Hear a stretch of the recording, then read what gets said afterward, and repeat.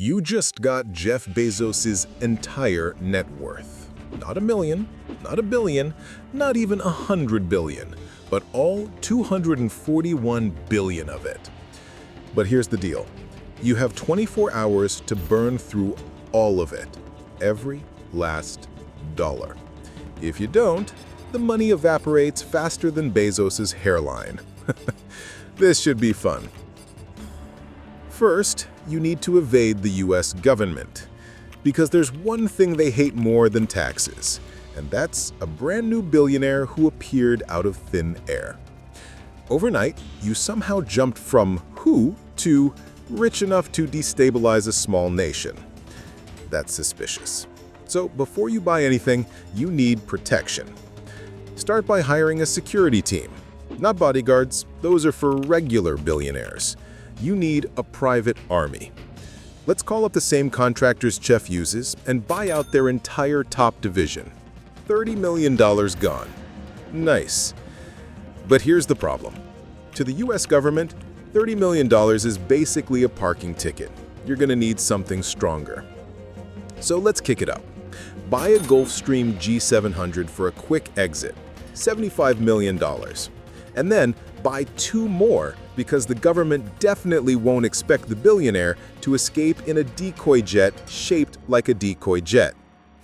You're finally airborne, and the government is already tracking you. Turns out, breaking into the billionaire class overnight triggers more alarms than breaking out of prison. So you bribe the FAA, $10 million. Then the CIA, $400 million. Then the NSA. Actually, the NSA probably sold your data years ago, so let's just send them a fruit basket. Congratulations. You've spent almost $1 billion, and all you've successfully bought is about 4 minutes of freedom. Time to start thinking bigger. Now that you've temporarily escaped the US government, it's time to start spending for real. And like every newly minted billionaire with zero financial literacy, your first instinct is luxury. So let's go car shopping. You walk into the nearest exotic dealership and just start pointing at things. A Lamborghini? Sure. A Ferrari?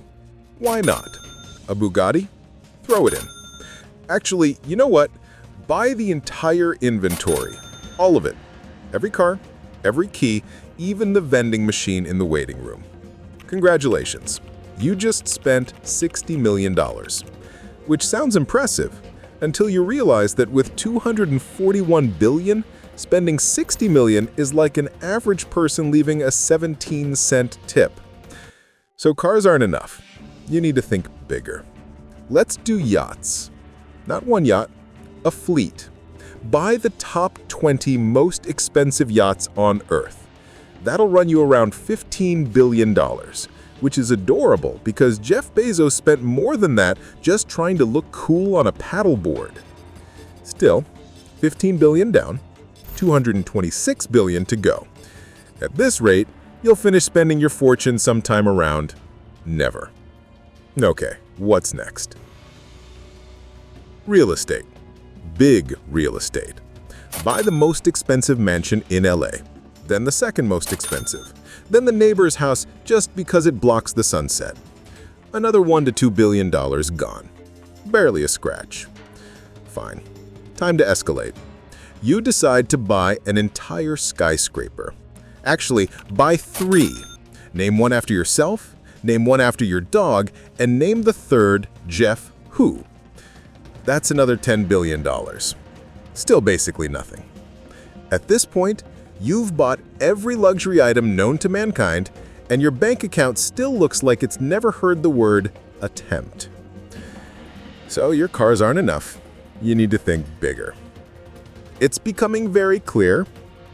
If you want to burn through all 241 billion, you're going to have to stop thinking rich and start thinking government-level stupid. At this point, you've bought every luxury item known to mankind, and your bank account still looks like it's never heard the word attempt. So it's time to upgrade your strategy. Forget buying things. You need to start building things. Let's take a page out of the Middle East's playbook. The region where people wake up and say, hey, let's build a skyscraper shaped like a USB drive. And no one questions it. First project, build your own artificial island off the coast of Dubai. Not a small island, a fully functioning billionaire utopia shaped like Jeff's smiling bald head. Construction cost, $30 billion. You're welcome, Dubai. But that's still nowhere enough. So let's build a skyscraper taller than the Burj Khalifa just to flex.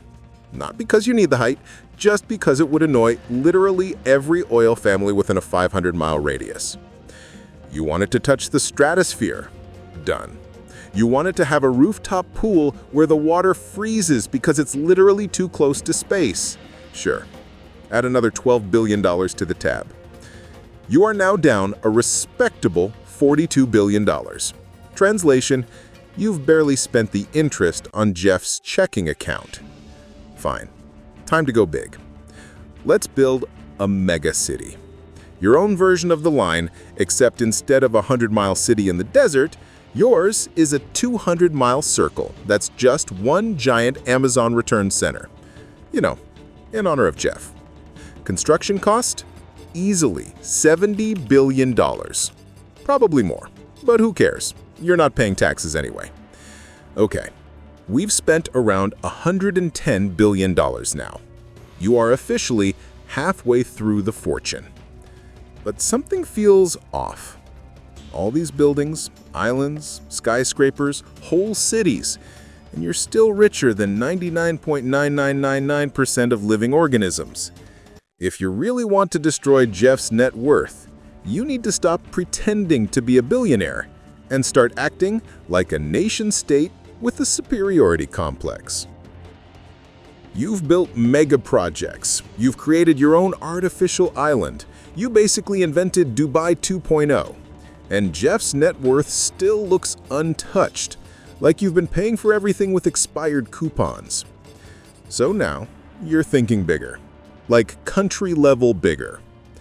Let's start with something harmless, something small, something no one will notice. Buy Luxembourg. It's tiny, wealthy, and probably run by 3 guys in a castle basement. You wire over $150 billion and transaction failed. Turns out, Luxembourg, shockingly, is not for sale. And even if it were, buying an entire sovereign nation apparently triggers mild international concern, also known as every alarm at the United Nations going off at once. Fine. Plan B. Let's try buying an entire state in the US. Something affordable, something nobody visits, like North Dakota. You call up the governor and offer $90 billion in cash. He almost accepts, until the SEC, FBI, CIA, IRS, and 3 different alphabet agencies materialize in your living room asking why you're attempting to purchase critical US infrastructure like it's a used Honda. So you freeze. Mid-deal. Hands up. No sudden movements, because buying a US state is one of the few things that will get Republicans and Democrats to agree you're a problem. States are off the table. Countries are off the table. But you still need to burn cash fast. So you shift strategies. If you can't buy a country, you can at least rent one. Liechtenstein once offered itself for $70,000 a night. That's adorable. You accidentally tip DoorDash drivers more than that. So let's do this properly. Rent Liechtenstein for a whole year.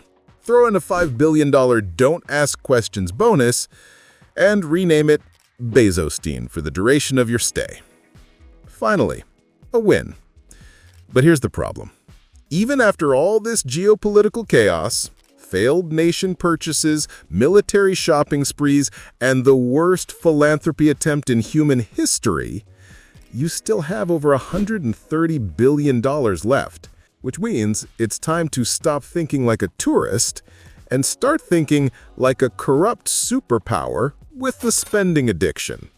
you still have over $130 billion left, which is more than enough money to make any government uncomfortable and any politician very, very friendly. First, you need protection.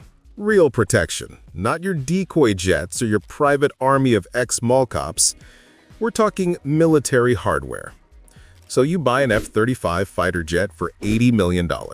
Then another. Then 10 more. Why? Because nothing says "don't bother me" like a fleet of aircraft that cost more than the GDP of small nations. You're up to $3 billion spent. Cute. Next, you hire 20,000 private contractors. Because if video games have taught you anything, it's that mercenaries always show up when you need them and disappear when the plot doesn't need them. That's another $10 billion gone. Now we're cooking.